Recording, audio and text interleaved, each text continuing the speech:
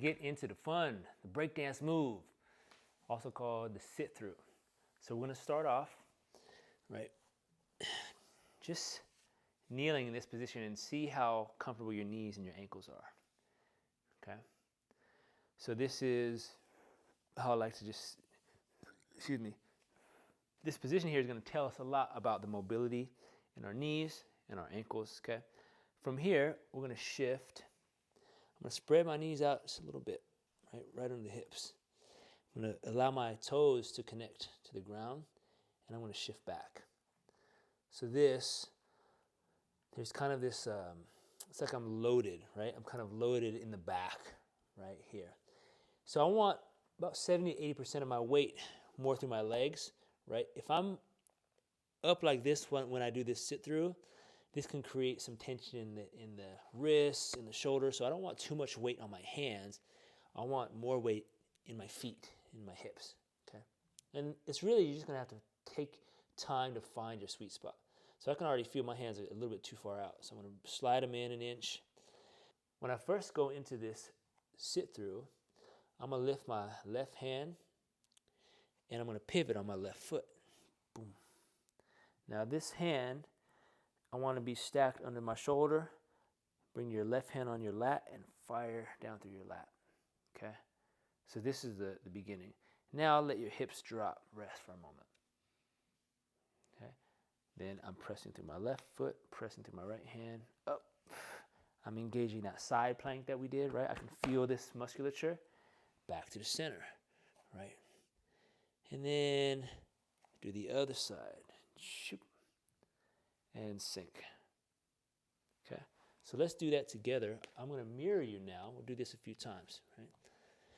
So pull the shoulder blades back and down. A little more weight in your britches. Okay, and let's start with your right hand. I'm going to press your right hand, pivot on the right foot, and this knee just kind of sits through. And then sit down. Press through the palm, pivot, center, other side. And you can let the hips drop for a moment. Inhale, exhale. Pull the shoulder blade back and down, nice tall chest. Last one. Boom. All right, nice. So that's the first version, okay? Now, the next version, we're gonna go here, same thing. Now, as I pivot here, okay, I want you to just allow your shoulder blade to press and retract a couple times. All right, so this is gonna teach us, am I stable through my lat? Am I stable through my shoulder?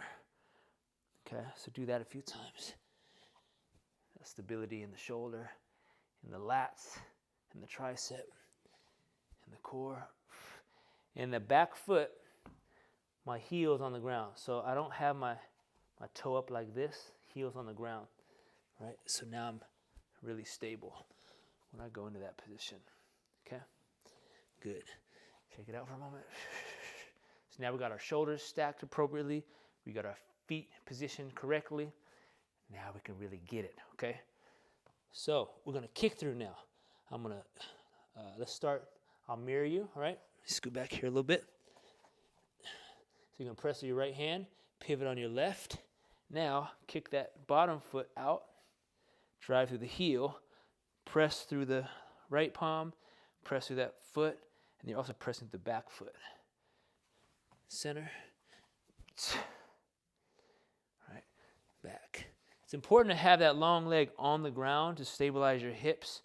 If your leg is up, it's going to create a lot of tension in the front of the hip flexors and quads. We don't want that.